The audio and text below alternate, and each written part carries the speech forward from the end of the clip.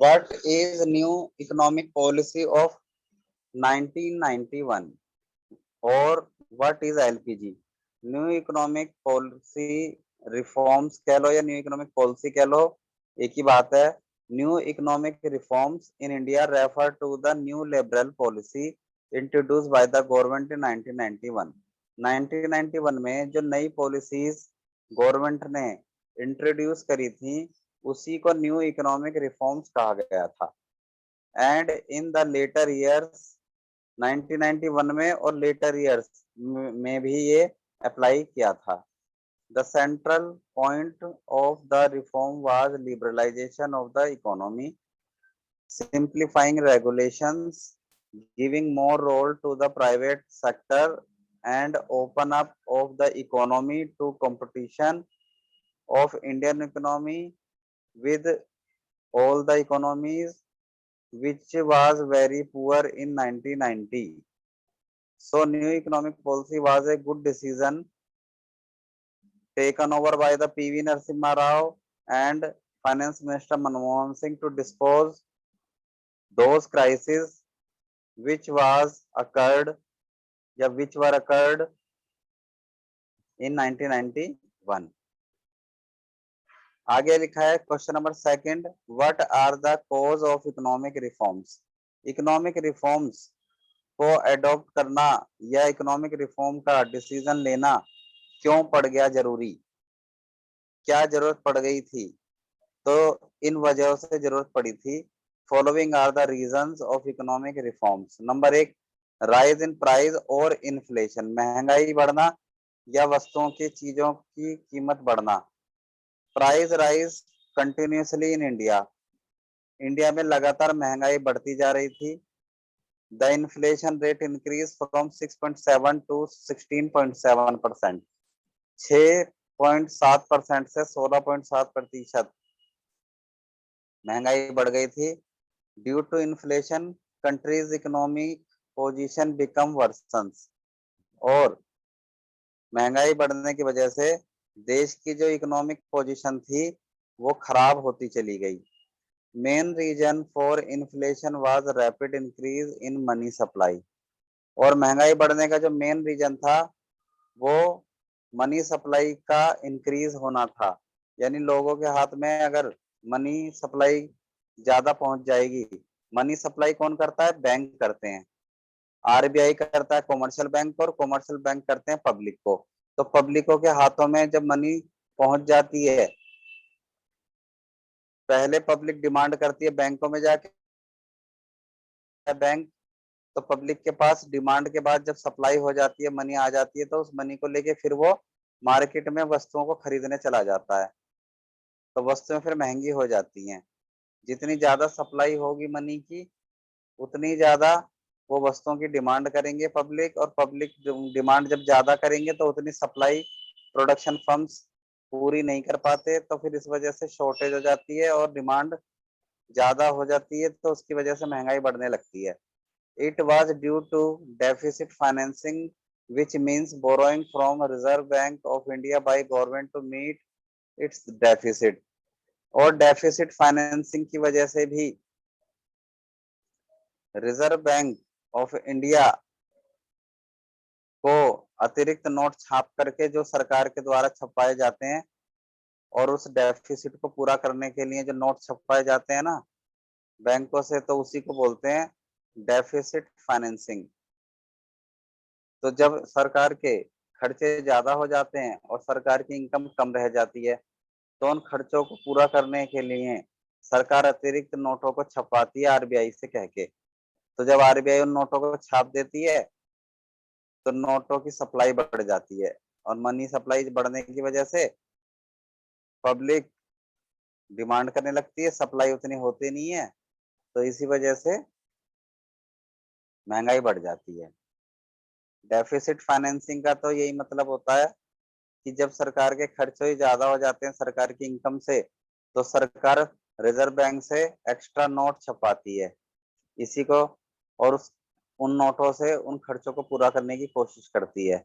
लेकिन ये कोई अच्छी बात नहीं है, इससे मार्केट में मनी ज्यादा आ जाती है, और मार्केट में मनी की सप्लाई बढ़ने की वजह से लोग डिमांड करने लगते हैं, इतनी सप्लाई नहीं हो पाती है, तो जिसकी वजह से कीमतें लगातार बढ़ती रहती हैं। तो कीमतें बढ़ने का ना ये भी एक रीजन था, लगातार कीमतें बढ़ने का। RBI provides this loan by printing new currency notes which lead to increase in money supply and resulting that price increases continuously and rapidly in economy। तो यहाँ तक आपको समझ में आ गया राइज इन प्राइस और इन्फ्लेशन का मीनिंग? जी sir, आ गया। Okay. rise in fiscal deficit due to increase in government expenditure, Indian government has to borrow money, so there was a rise in public debt।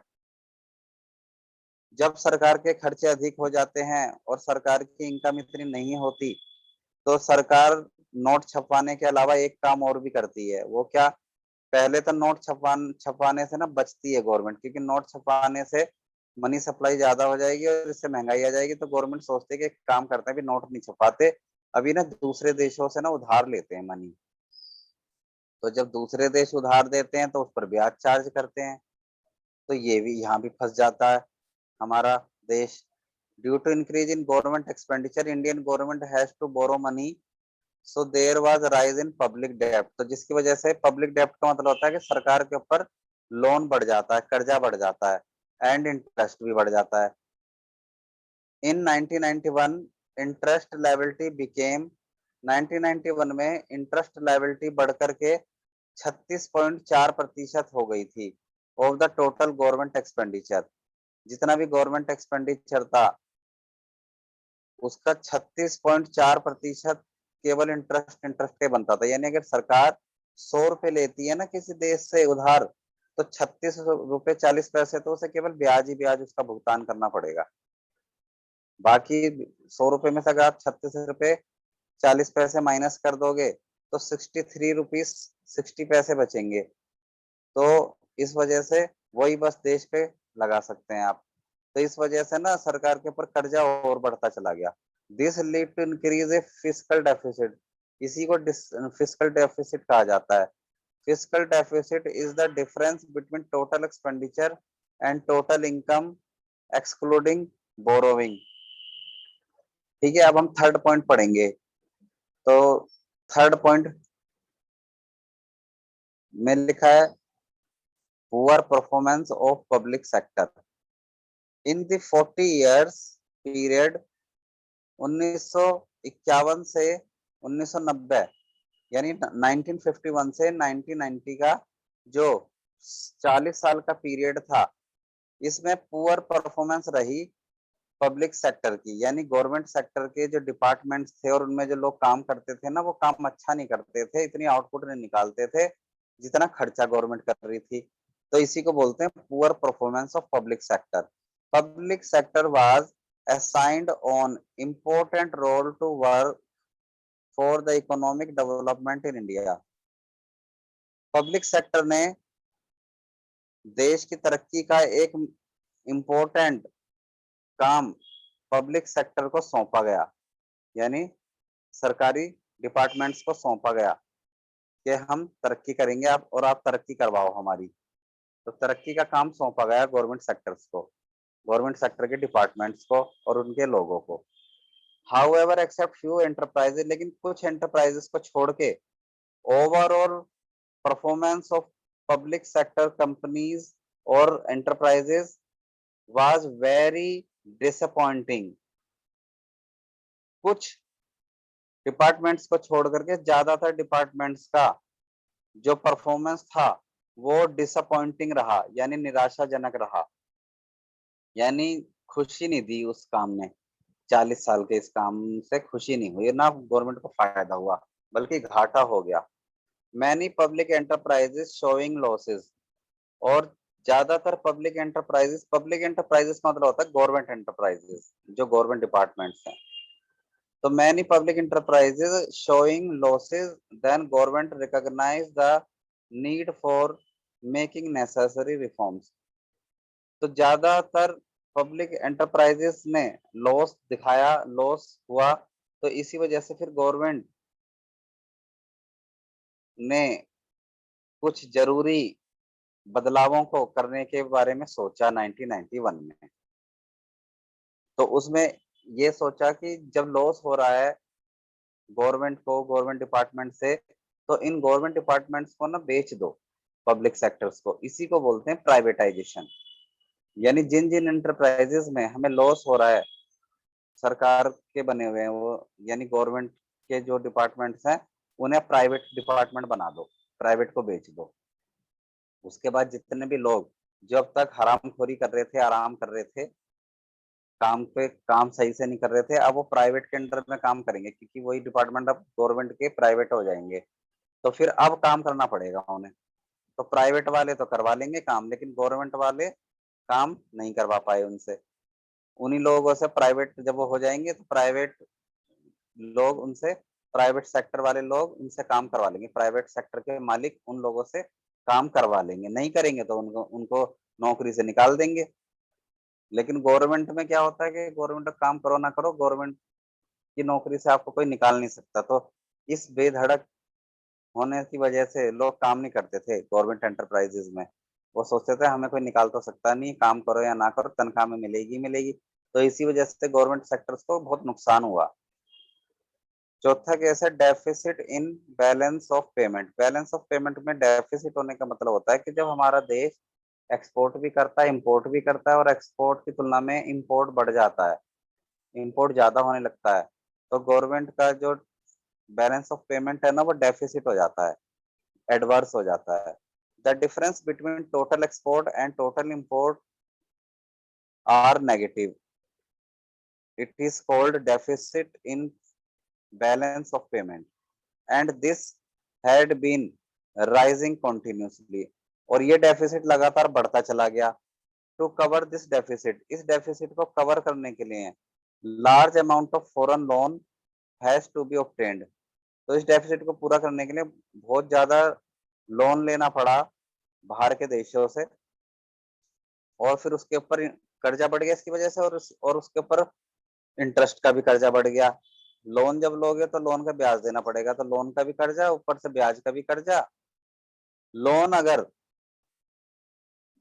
एक इंसान को, मान लो कि कोई एक इंसान लोन है, तो उसका बच्चा इंटरेस्ट है।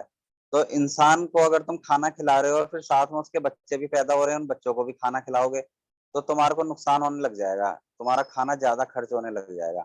बिल्कुल ऐसे ही हुआ गवर्नमेंट के साथ, कि गवर्नमेंट को लोन भी पे करना पड़ा और लोन के साथ ब्याज भी पे करना पड़ा। तो loan and interest on loan, both the payments goes on increasing, ये बढ़ते ही चले गए। It made balance of payment adverse, जिसकी वजह से बैलेंस ऑफ पेमेंट एडवर्स हो गया। Fall in foreign exchange reserve, foreign exchange reserve भी घटने लगा। फॉरेन एक्सचेंज रिजर्व का मतलब होता है कि India foreign exchange reserve, India की जो बैंक होते हैं ना, उसमें फॉरेन कंट्री के लोग अपना रिजर्व रखते हैं, अपना पैसा रखते हैं, उसको फॉरेन एक्सचेंज रिजर्व कहते हैं। तो India foreign exchange reserve fell too low in 1991 and it was insufficient to pay for an important bill for 2 weeks. Then Chandrasekhar government had to sell gold to meet the import liability. तो ऐसे जो foreign exchange reserve घटने की वजह से और import जो किया था हमारे देश की इकोनॉमी ने, और उनका जो बिल आया था, उनको पे करने के लिए 2 हफ्ते में पे करने के लिए पैसा नहीं था। तो चंद्रशेखर गवर्नमेंट ने हमारे देश का सोना बेच के उस बिल को, इंपोर्ट वाली लायबिलिटी को पे करा। So government had to think about policy of liberalisation. तो इसी वजह से सरकार की इतनी बुरी स्थिति, मतलब देश की इतनी बुरी स्थिति हो गई थी, तब देश की सरकार ने 1991 में इकोनॉमिक रिफॉर्म्स के बारे में सोचा था। अब हम आगे अगला क्वेश्चन पढ़ेंगे 1 मिनट के बाद। 1 मिनट का मैं थोड़ा गैप ले रहा हूँ, मैं पेन लेने जा रहा हूँ।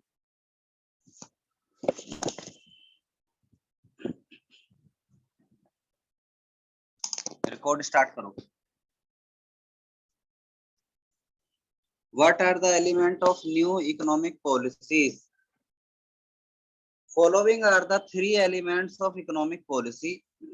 Number 1, L for liberalization, P for privatization, G for globalization. Number one, liberalization. Liberalization means end of license and restrictions which are previously imposed by the government. यानी जो रिस्ट्रिक्शंस गवर्नमेंट ने पहले लगा रखी थी इन 40 सालों में, अब उनको खत्म कर देना, उनका एंड कर देना, और लाइसेंस सिस्टम को भी खत्म कर देना लिबरलाइजेशन कहलाता है। और प्राइवेट सेक्टर को आजादी देना काम करने की, और उनके ऊपर से अननेसेसरी रिस्ट्रिक्शंस और स्ट्रिक्टनेस हटा देना। Prime Minister P.V. Narasimha Rao and Finance Minister Manmohan Singh was agreed for liberalization. Liberalization of the Indian industry has taken place with respect to number one, no requirement of license except 5 industries. 5 industries को छोड़ के आपको किसी भी industry के लिए private sector को licence लेने की जरूरत नहीं है। ठीक है, आगे है second, no restriction on expansion of business activity and scale of business. अपने बिजनेस को बढ़ाने के लिए और बिजनेस की एक्टिविटीज करने के लिए आपको आपके ऊपर कोई रिस्ट्रिक्शन नहीं रहेगी। सेकंड में तो ये है। और थर्ड में लिखा है freedom of fixing the price of goods and services. और प्राइवेट सेक्टर से कहा कि आप जो भी चीज का प्रोडक्शन करोगे आपको उसकी फ्रीडम है कि आप उसका कोई भी प्राइस रख सकते हो डिमांड और सप्लाई के बेस पर।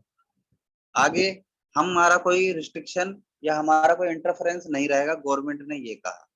सी में लिख रहा है फ्रीडम, सी के बाद डी में reduction in tax rates and lifting of unnecessary control over the economy.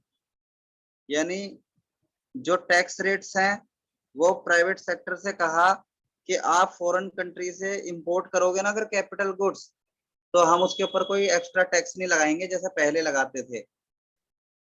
पहले इसने लगाते थे कि ज्यादा इंपोर्ट ना करें लोग, और कोटा, तो टैरिफ और कोटा अब हम नहीं लगाएंगे तुम्हारे ऊपर।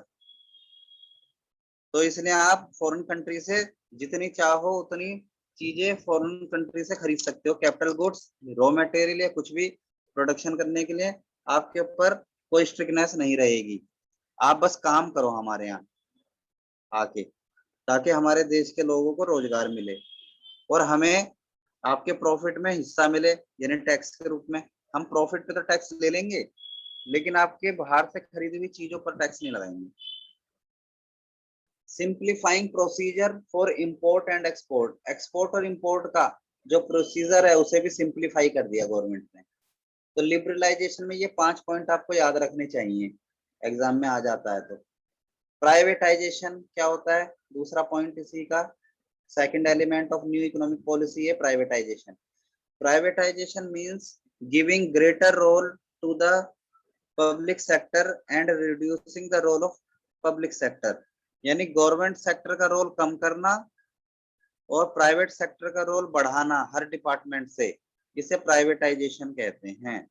Privatisation can be done in 2 ways. Privatisation 2 तरीके से किया जाता है। पहला, transfer of ownership and management of public sector companies to private sector.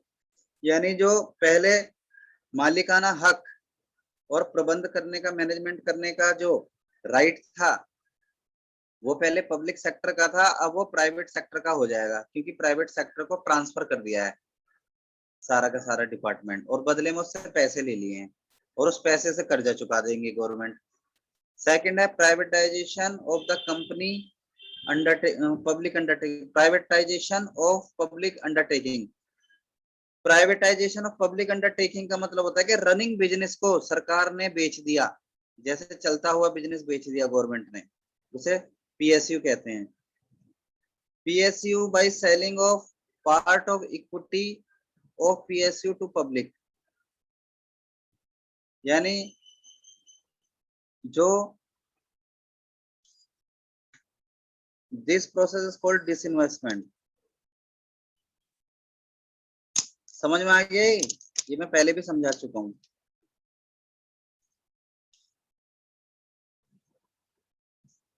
अपना रनिंग बिजनेस गवर्नमेंट जब दूसरे देश को बेच देती है, मतलब दूसरे देश के लोगों को या प्राइवेट सेक्टर को बेच देती है, इसी को डिसइन्वेस्टमेंट कहा जाता है।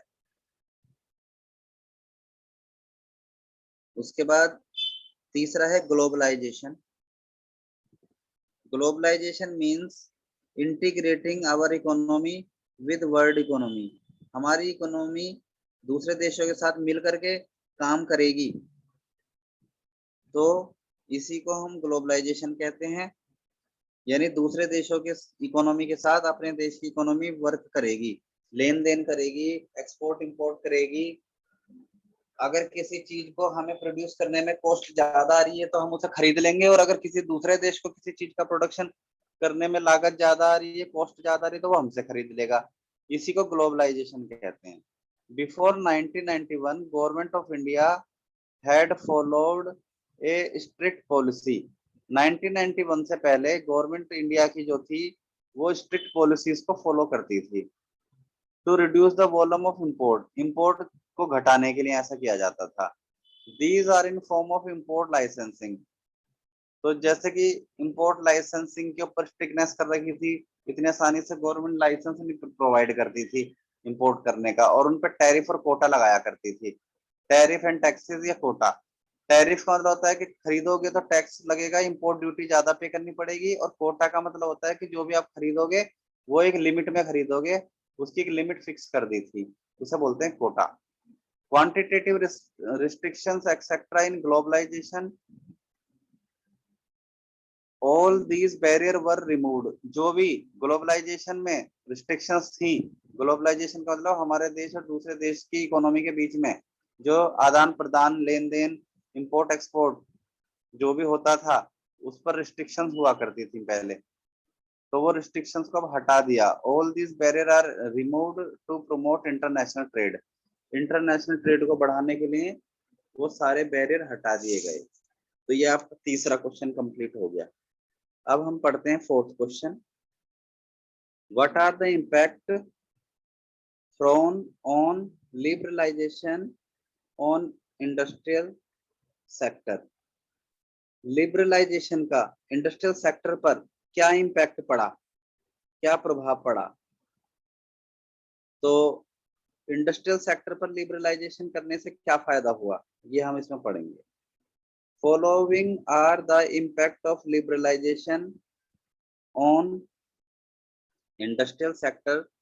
Number 1, abolition of industrial licensing. Industrial licensing को खत्म कर दिया, एक तो ये प्रभाव पड़ा। लिबरलाइजेशन के आने से इंडस्ट्रियल सेक्टर में जो पहले लाइसेंसिंग का सिस्टम था उसको खत्म कर दिया गया। The new industrial policy abolished the system of industrial licensing for most of industries. Under this policy, no license are required for setting up new industrial units or for expansion of existing units.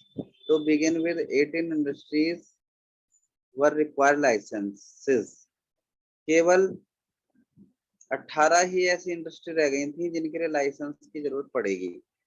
वो 18 industry इस तरह की थी जैसे liquor बनाने वाली, cigarette बनाने वाली, या डिफेंस इक्विपमेंट बनाने वाली, या कोई chemical, dangerous chemical, explosive industries जो थी, इनके लिए लाइसेंस का होना जरूरी था। आगे है decrease in role of public sector. Public sector का रोल कम हो गया। द पब्लिक सेक्टर का मतलब होता है गवर्नमेंट सेक्टर। गवर्नमेंट सेक्टर का रोल कम हो गया, प्राइवेट सेक्टर का रोल बढ़ गया। The number of industries exclusively reserved for the public sector reduced from 17 to following 3 industries. 17 industries को पहले गवर्नमेंट चला रही थी, अब केवल 3 ही इंडस्ट्रीज को गवर्नमेंट चलाएगी, बाकी 14 इंडस्ट्री प्राइवेट सेक्टर चलाएगा। और वो 17 में से 3 जो थी, एक तो वो थी railway, atomic energy generation industries, और तीसरी थी डिफेंस इक्विपमेंट मेकिंग इंडस्ट्रीज। अच्छा, उसके बाद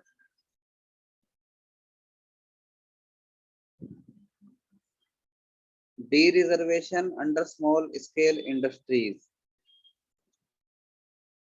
कहने का मतलब ये है कि जब दूसरे देश के लोगों को ये कहा हमारे देश के सरकार ने कि आओ आप हमारे देश में काम करो, आपको कोई रिस्ट्रिक्शन नहीं है लाइसेंस वगैरह की, आप हमारे देश में बस अपने काम को बढ़ाओ। तो उस समय ना एक खतरा स्मॉल एंड कॉटेज इंडस्ट्रीज को था। स्मॉल स्केल इंडस्ट्रीज को ये खतरा था कि बाहर की कंपनी जो आएंगी अपना प्रोडक्ट यहाँ बनाएंगे और बेचेंगे तो पब्लिक उन्हीं को खरीदेंगे। स्मॉल स्केल इंडस्ट्रीज का बनाया हुआ तो कोई प्रोडक्ट लोग फिर खरीदेंगे नहीं, क्योंकि उससे सस्ता तो फॉरेन कंट्री वाले बेचेंगे सामान। तो इसलिए ना गवर्नमेंट ने स्मॉल स्केल इंडस्ट्रीज वालों से ये कहा कि तुम चिंता मत करो, हम तुम्हारा संरक्षण भी करेंगे, यानी हम तुम्हें प्रोटेक्शन भी देंगे। तो प्रोटेक्शन देने के लिए स्मॉल स्केल इंडस्ट्रीज में क्या क्या किया, ताकि स्मॉल स्केल इंडस्ट्रीज खत्म ना हो जाएं दूसरे देश के आने से, दूसरे देश के बिजनेस और इंडस्ट्रीज के हमारे देश में आने से स्मॉल स्केल इंडस्ट्रीज को जो खतरा था, वो खतरा जो है गवर्नमेंट ने कहा कि तुम्हें डरने की जरूरत नहीं है, हम तुम्हारे साथ हैं, हम तुम्हें खत्म नहीं होने देंगे। दूसरे देशों के आने से हम तुम्हारी हेल्प करेंगे, तुम्हारे साथ रहेंगे, ताकि तुम्हारी स्मॉल स्केल इंडस्ट्री कभी खत्म ना हो पाए। तो इसमें क्या क्या किया, डी रिजर्वेशन किया। D reservation under small scale industries under new economic policy many goods produced by small scale industries have now been de-reserved. In increase investment limit for small scale industries was to 1 crore। यानी small scale industries वालों से ये कहा कि अब तुम ना 1 लाख रुपए तक अपने अपने प्रोडक्शन में इन्वेस्ट कर सकते हो और हम तुम्हें उसमें हेल्प करेंगे, सब्सिडी देंगे। Freedom to import of capital goods foreign country से खरीदने की फ्रीडम दी गई। Due to liberalisation policy industries are given freedom to import capital goods for upgrading their production technology. अपनी टेक्नोलॉजी को अपग्रेड करने के लिए अगर आपको फॉरेन कंट्री से कैपिटल गुड्स मंगाना भी पड़ जाए, खरीदना पड़ जाए, तो उस पर हमारी कोई रिस्ट्रिक्शन नहीं है, आप मंगा सकते हो। Evolution of restrictive trade policies, जो रिस्ट्रिक्टिव ट्रेड पॉलिसीज थी अब उनको भी खत्म कर दिया गया।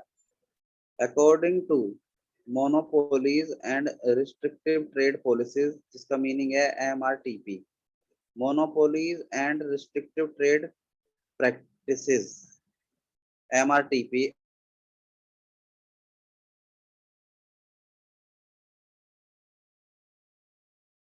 जिन कंपनीज की जो एसेट्स हैं उसकी कीमत 100 करोड़ या उससे अधिक है तो वो MRTP फर्म्स कहलाएंगी, जो MRTP एक्ट 1969 के अंडर में चलेगा।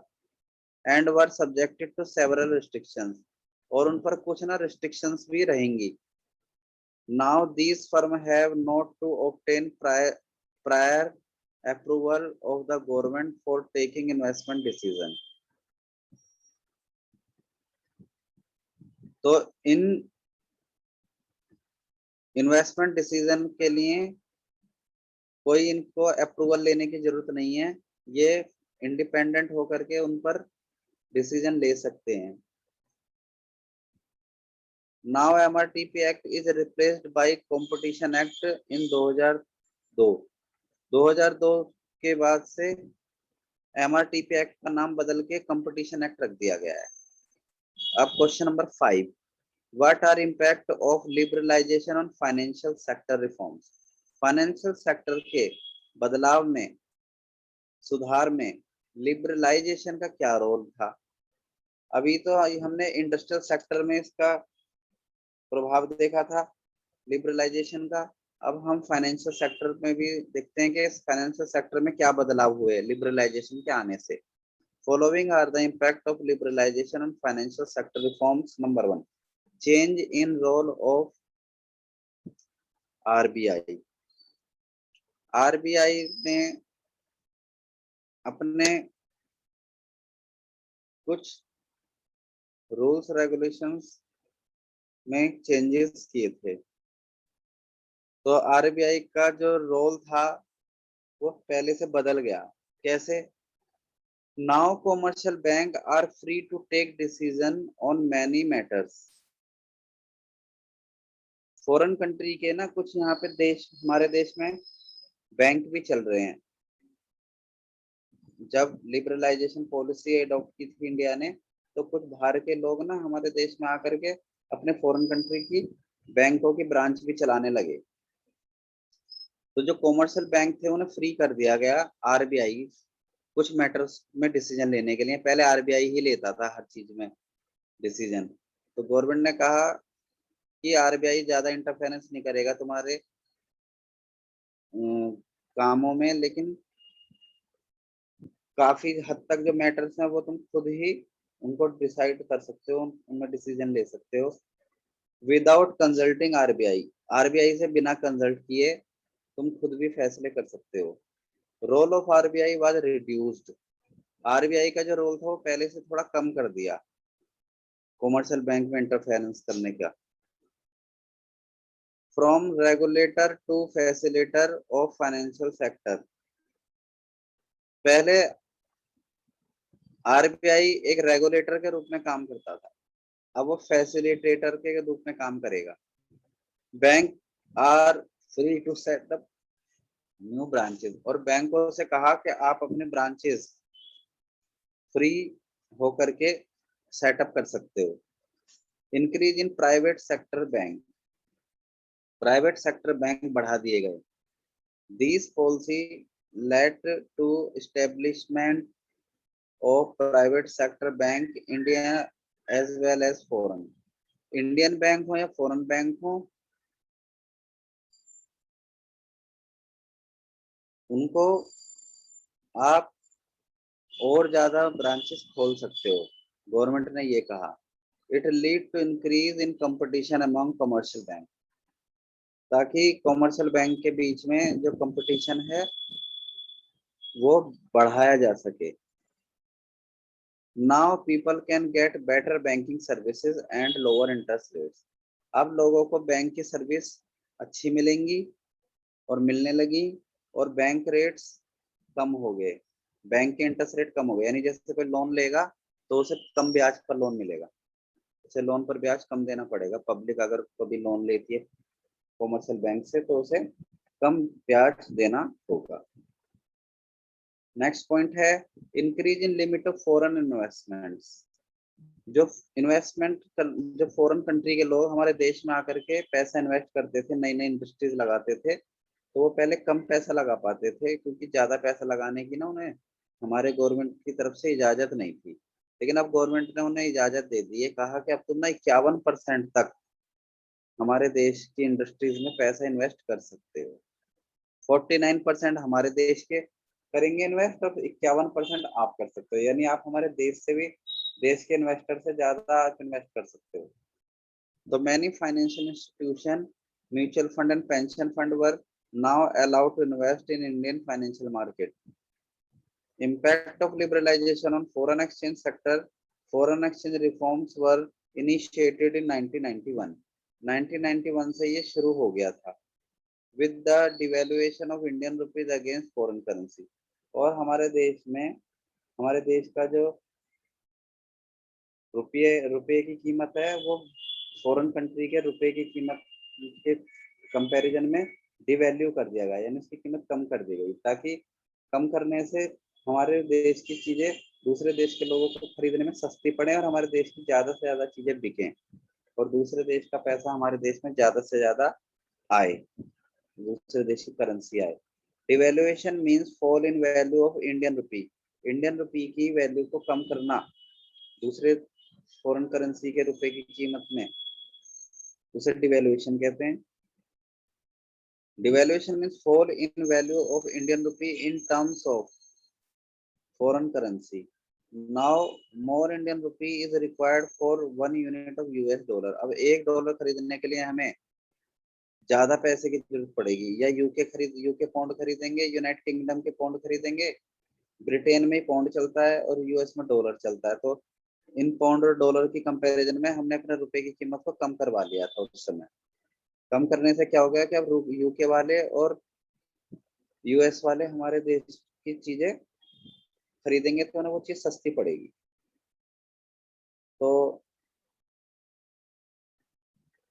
ये आपके लिबरलाइजेशन के फाइनेंशियल सेक्टर पर पड़ने वाले कुछ इम्पैक्ट थे। अब क्वेश्चन नंबर है नेक्स्ट 6 क्वेश्चन में लिख रहा है what are the impact of liberalisation on trade and investment policy. Liberalization का ट्रेड और इन्वेस्टमेंट पॉलिसी पर क्या इम्पैक्ट पड़ा था? Before 1991, various restrictions were imposed on import of goods and services to protect domestic industries. Domestic industries को protect करने के लिए इंपोर्ट गुड्स एंड सर्विसेज पर रिस्ट्रिक्शंस लगा रखी थी हमारे देश की सरकार ने 1991 से पहले। But this restrictions reduce the competition among domestic industries, government take in following decision. लेकिन 1991 में और 1991 के बाद ये रिस्ट्रिक्शंस हटा ली गई। क्यों हटाई? इन वजहों से हटाई ताकि हमारे देश में तरक्की हो सके और इकोनॉमिक रिफॉर्म्स आ सके। और government take the following decision, government ने ये डिसीजन लिए थे। Number 1, removal of quantitative restrictions on export and import, यानी जो क्वांटिटेटिव इंपोर्ट और एक्सपोर्ट की जो एक कोटा लगा रखा था, एक रिस्ट्रिक्शन लगा रखी थी, अब वो रिमूव कर दी। Second, removal of export duty, export duty यानी जो एक्सपोर्ट करने में सरकार टैक्स लगाती थी ना, तो उसको हटा दिया ताकि एक्सपोर्ट ज्यादा से ज्यादा हो सके। To promote domestically produced goods in India are exported to the foreign country, the export duty were removed to increase the export to foreign countries. Relaxation in import licensing system, many import restrictions were abolished except few industries. कुछ industries को छोड़ करके बाकी industries के import करने पर restrictions हटा ली गई। This decision was taken to import raw material as better prices, ताकि दूसरे देशों से हम इंपोर्ट रॉ मटेरियल का कर सकें कम कीमतों पर। इसलिए इंपोर्ट ड्यूटीज हटा ली गई और उन पे इंपोर्ट पर टैक्स भी हटा दिया गया। Question number next 7, what are the policies और strategies for promoting globalisation. Globalisation को प्रमोट करने के लिए सरकार ने क्या क्या पॉलिसीज बनाई? Number 1, these are the following points that promoted globalization of Indian economy. Globalization को इंडियन इकोनॉमी में बढ़ाने के लिए क्या क्या पॉलिसी बनी? पहली, number 1, increase in limit of foreign investment. सबसे पहले फॉरेन इन्वेस्टमेंट की लिमिट को बढ़ाया गया। Foreign direct investment share rise to 100%। Foreign direct investment यानी फॉरेन करेंसी के जो इन्वेस्टर हैं वो इंडिया में इन्वेस्ट करेंगे तो उनके शेयर को बढ़ा दिया गया 100% तक, लेकिन कुछ सेक्टर्स में, in few sectors. Without any restrictions, introduction of foreign exchange management, foreign exchange management act को फेमा बोलते हैं, FEMA, foreign exchange management act. Foreign capital investment has been raised from 40 to 41 51। पहले 40% तक इन्वेस्ट कर सकते थे foreign country के लोग हमारे इंडिया की इंडस्ट्रीज में, और बाकी 60% इंडिया की गवर्नमेंट करेगी। लेकिन अब उनसे कहा कि आप अपना 51% तक इन्वेस्ट कर सकते हो और हम 49% तक करेंगे, यानी आप हमसे भी ज्यादा इन्वेस्ट कर सकते हो। तो in few sector it reaches to 100%। लेकिन कुछ सेक्टर्स में तो उनसे कहा कि आप 51% नहीं 100% भी इन्वेस्ट कर सकते हो। बस कुछ इंडस्ट्रीज थी जिनमें वो 51% तक इन्वेस्ट कर सकते हैं, उन्हें छोड़ के बाकी सब में वो 100% तक इन्वेस्ट कर सकते हैं, ये कहा। दूसरा है long term trade policy. To promote long term trade policy, यानी लंबे समय तक व्यापार चलता रहे दो देशों के बीच, उसे बोलते हैं long term trade policy. All the restrictions and control of foreign trade have been removed. Open competition is encouraged. Open competition को बढ़ावा दिया गया। Except some specific goods, लेकिन कुछ गुड्स को छोड़ के, जैसे सिगरेट, शराब, ऐसी चीजों को छोड़ के, या बुलेट, डायनामाइट, इन चीजों को छोड़ के। Most goods are traded free of restrictions. और कुछ सामान के लिए बिना रिस्ट्रिक्शन के व्यापार करने के लिए अलाउ किया गया। रिडक्शन इन टैरिफ, टैरिफ में टैक्सेस, टैक्सेस घटा दिए गए। Tariff barrier have been withdrawn on most goods traded between India and rest of the world. It lead to increase the competition, competition को बढ़ाने के लिए सरकार ने एक्सपोर्ट इंपोर्ट पर टैक्स और टैरिफ हटा लिए। विड्रॉवल ऑफ क्वांटिटेटिव रिस्ट्रिक्शंस, और जो पहले कोटा लगा रखा था ना दूसरे देशों से सामान खरीदने का, बेचने का, जो लिमिट लगा रखी थी, वो भी हटा ली गई। Withdrawal of quantitative restriction, earlier quantitative restrictions are imposed, पहले लगा रखी थी ये restrictions, but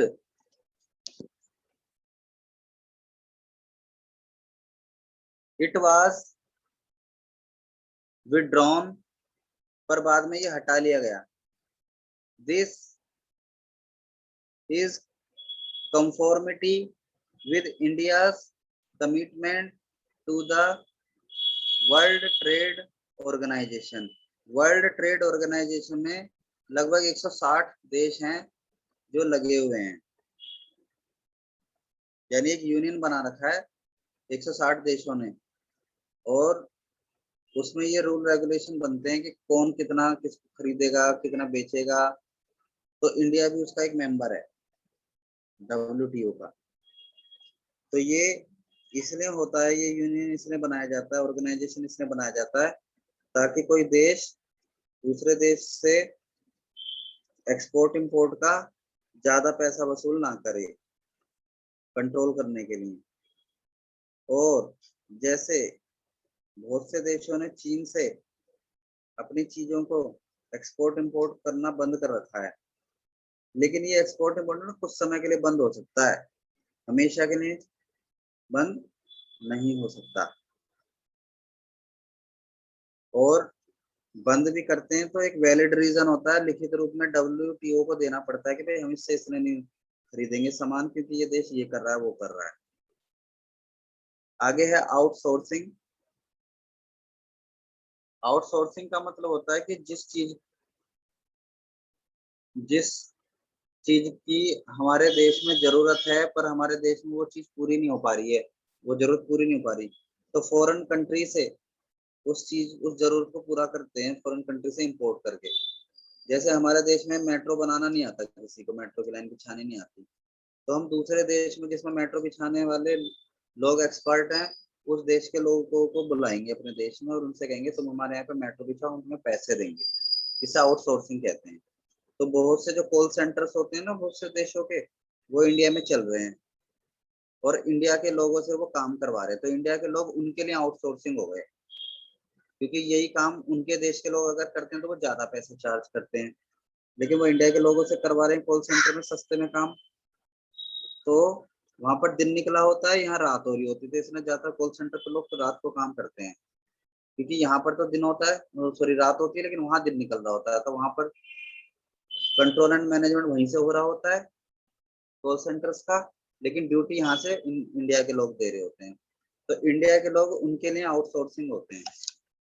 outsourcing is a business practice in which a company hires another company or an individual to perform tasks or handle operations. These services include call center, clinical advice, teaching or coaching, accountancy या accountants, film editing, etc. Outsourcing is one of the important outcomes of the globalization process. India has become a destination favorable destination of outsourcing. India outsourcing का एक अच्छा favourable destination है दूसरे देशों के लिए।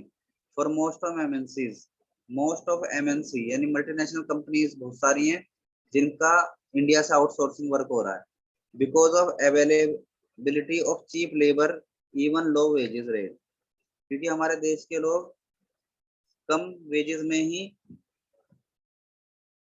उन्हें मिल जाते हैं, कम वेजेस दे करके इंडिया से उन्हें सस्ते लेबर मिल जाते हैं फॉर द स्किल्ड वर्कर, और उन्हें स्किल वर्कर मिल जाते हैं skilled worker. And A revolutionary growth of IT industry in India, और आईटी इंडस्ट्री जो इंडिया की है उसमें इसी वजह से एक ग्रोथ हुई है आउटसोर्सिंग की वजह से ही, क्योंकि बहुत सारे जो देश हैं एमएनसीज हैं वो इंडिया के लोगों को लाइक करती है क्योंकि इंडिया के लोग कम पैसों में काम करने को तैयार हो जाते हैं। बीपीओ यानी business processing outsourcing is quite popular in India. It is also called call center. तो यहाँ तक जितने मैंने आज आपको क्वेश्चन समझा दिए 7 क्वेश्चन, आप ये 7 क्वेश्चन अब आप लिख लेना, 8 से मैं कल समझाऊंगा।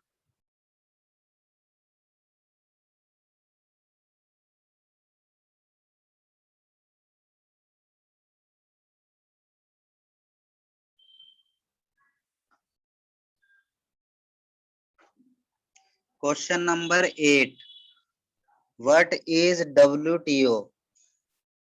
The World Trade Organization is an intergovernmental organization that is concerned with the regulation of international trade between nations.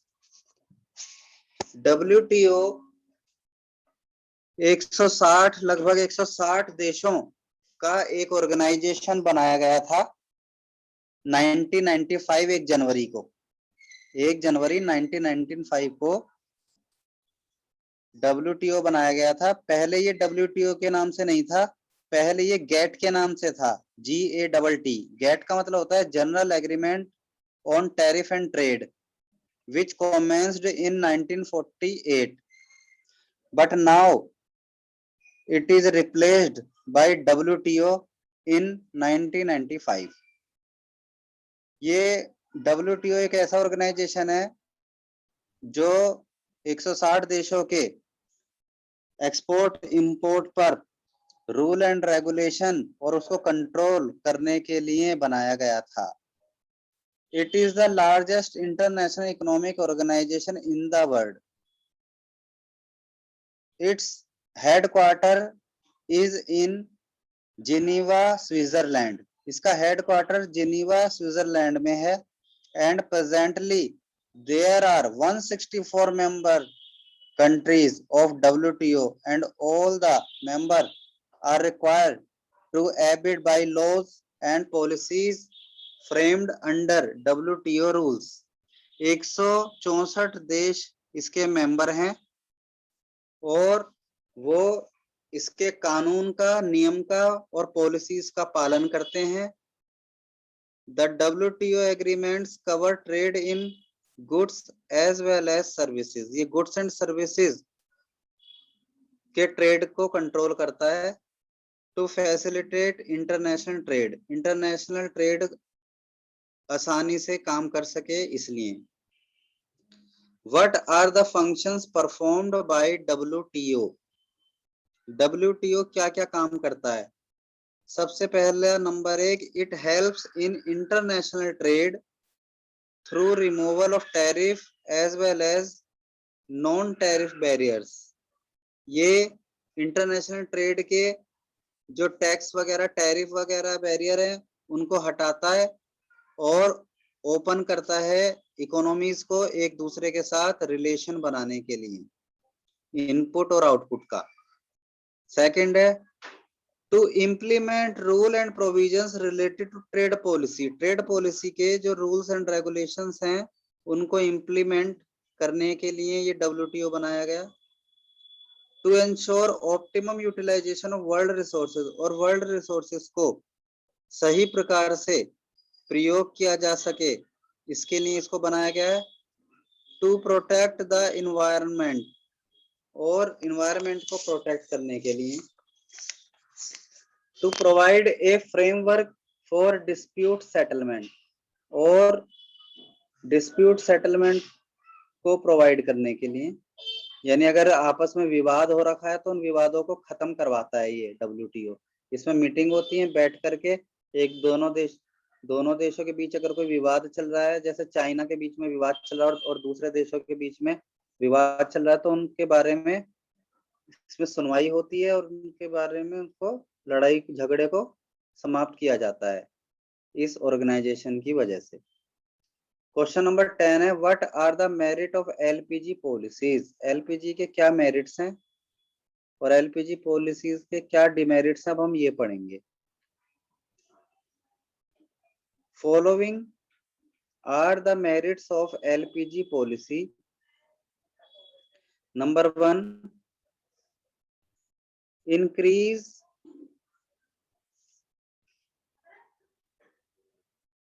In rate of economic growth. LPG का फायदा जो हुआ था LPG पॉलिसी का, वो ये हुआ था कि इसकी वजह से इकोनॉमिक ग्रोथ में इंक्रीज हुआ था, रेट इंक्रीज हुई थी इकोनॉमिक ग्रोथ की। The growth in GDP was 5.6% during 1980 to 91. During 2018 to 19, growth in GDP is estimated recorded at 7.2%. Due to economic reforms, country's GDP increased. पहले 1980 और 91 में 80 से लेके 91 यानी 10 साल के इस ड्यूरेशन में इकोनॉमी की जो GDP थी वो 5.6% थी, लेकिन 18-19 में GDP बढ़कर के 7.2 हो गई। तो ये जो बढ़ी है ये मानी जाती है कि इकोनॉमिक रिफॉर्म्स की वजह से बढ़ी है। Liberalization provides job opportunities and helps to reduce unemployment, और लिबरलाइजेशन की वजह से जॉब अपॉर्चुनिटीज बढ़ी और बेरोजगारी खत्म हुई और कम हुई। सेकंड पॉइंट है increase in industrial production. Industrial production भी LPG पॉलिसी की वजह से बढ़ा था। Due to LPG policies Indian IT sector industries has achieved global recognition. जो इंडिया की IT इंडस्ट्रीज हैं वो पूरे वर्ल्ड में फेमस होने लगी, वर्ल्ड में उनको एक पहचान मिलने लगी। ये LPG पॉलिसी की वजह से ही ऐसा हो पाया।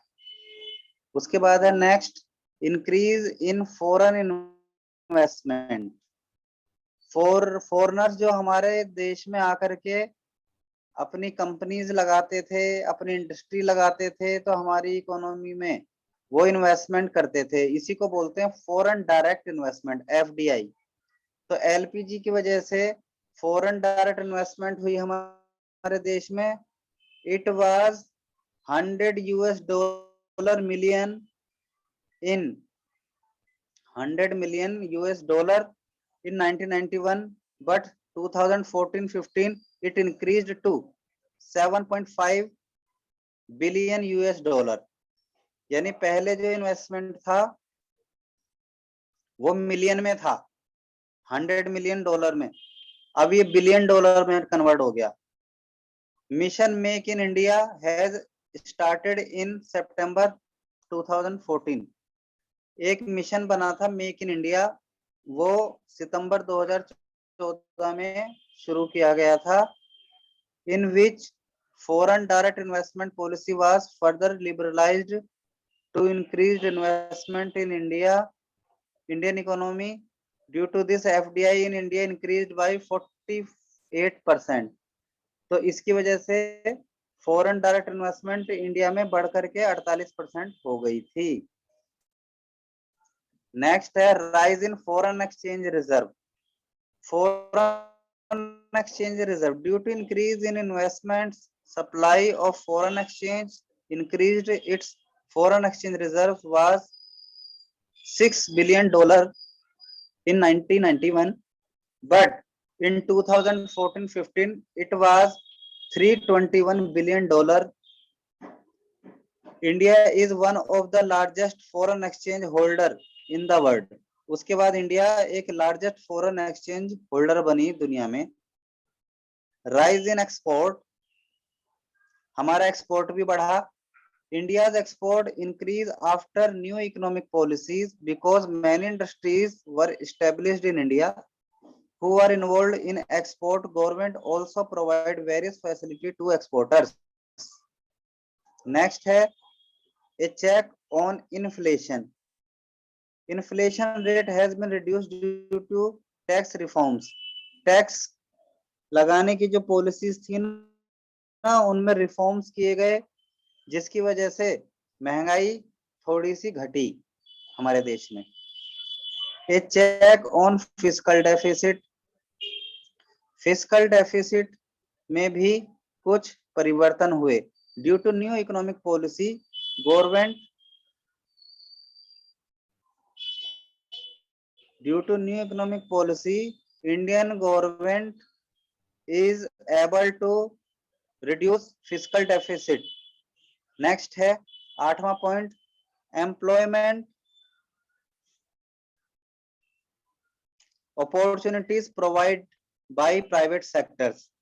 हमारे देश में जब प्राइवेट सेक्टर्स लगे तो उन्होंने एम्प्लॉयमेंट प्रोवाइड की अनएम्प्लॉयड लोगों को। Due to de licensing policy there is an increase in role of private sector. They increase their area of production which provides employment to mass people. mass people मतलब बहुत सारे लोगों को employment दिया गया, तो ये फायदा हुआ, लोगों को रोजगार मिलने लगा। MNC खुली हमारे देश में, कॉल सेंटर खुले, तो बहुत से लोग MNC में और कॉल सेंटर में जो जॉब कर रहे हैं, तो पहले वो बेरोजगार हुआ करते थे। क्वेश्चन नंबर 11, अब हम LPG पॉलिसी के बैड इफेक्ट्स पढ़ेंगे, डीमेरिट्स पढ़ेंगे। What are the bad effects of LPG policy or what are the demerits of LPG policies? Following are the demerit of LPG policy. Number 1, neglection of agriculture. जब LPG policy बनी तो इससे industrial sector और tertiary sector यानी secondary और tertiary sector में तो growth हुई, लेकिन प्राइमरी सेक्टर में कोई ग्रोथ नहीं हो पाई, तो ये इसका एक बैड इफेक्ट है। Growth of GDP was seen only in secondary and tertiary sector.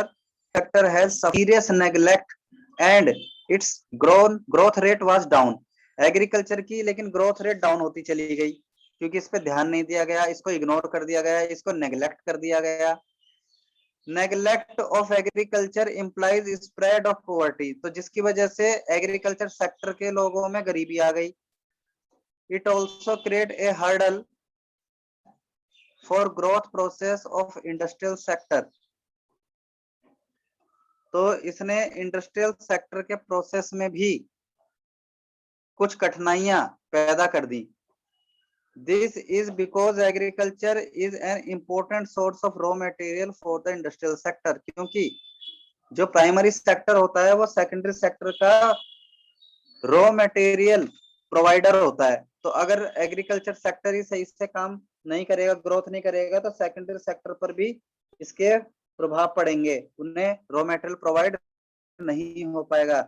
इसलिए अगर ग्रो करो तो तीनों ही सेक्टर में करो, बैलेंस ग्रो करो तीनों ही सेक्टर में, तभी जाके ओवरऑल ग्रोथ होगी देश की इकोनॉमी में।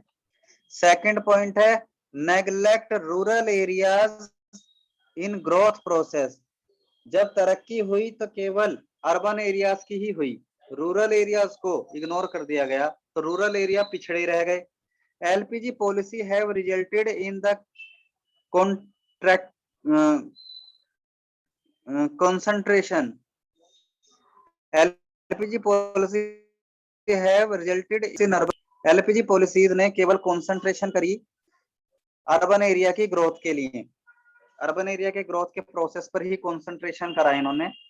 All multinational companies are focusing only on urban areas where they find goods infrastructural facilities. This caused the growth of urban sector only and the rural areas are neglected. This is the main reason of migration of people from rural to urban area. जब urban sector में ही growth हुई तो rural sector में growth नहीं हुई, तो rural sector के लोग बेरोजगार होने लगे, इसलिए वो रोजगार की खोज में गांव से निकलकर शहरों की तरफ आ गए, तो ये माइग्रेशन हो गया उनका।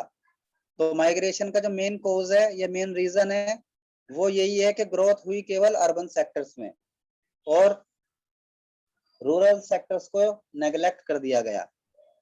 तो काफी लोगों को अपना गांव छोड़ना पड़ा, अपना घर छोड़ना पड़ा और शहर में आना पड़ा, जिससे शहर में बहुत ज्यादा जनसंख्या बढ़ने लगी। थर्ड पॉइंट है ineffective tax policy. Government reduces tax rate so that people will pay their tax honestly. Government ने लोगों के टैक्स इसलिए घटाए ताकि लोग अपना टैक्स पूरा पूरा भर दिया करें, लेकिन ये फेल हो गई पॉलिसी क्योंकि लोगों ने टैक्स में चोरी करनी फिर भी जारी रखी। तो गवर्नमेंट ने रेट भी गिरा दिया टैक्स के, फिर भी टैक्स कलेक्ट नहीं हो पाया गवर्नमेंट को क्योंकि लोगों ने करों में चोरी की। गवर्नमेंट